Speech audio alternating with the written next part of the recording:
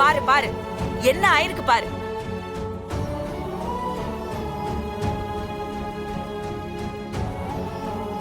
வேலையில கவனம் இல்லாம சும்மா பேசிட்டே இருந்தா இப்படிதான் ஆகும்.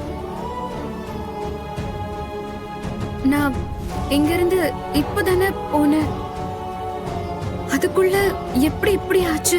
நீ சொல்றத பார்த்தா என்னமோ நானே தள்ளி விட்டுட்டு உன்னை கேக்குற மாதிரி பாக்குறேன். நானே பதறி போய் தான் உன்னை கூட்டிட்டு வந்தேன்.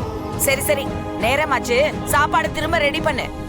அக்கா, அது சாப்பாடு நிறைய இருக்கு, இது எக்ஸ்ட்ரா தான், திரும்ப சமைக்க தேவையில்லை, நான் பாத்துக்கிறேன். சரி சரி, இத முதல்ல கிளீன் பண்ணு.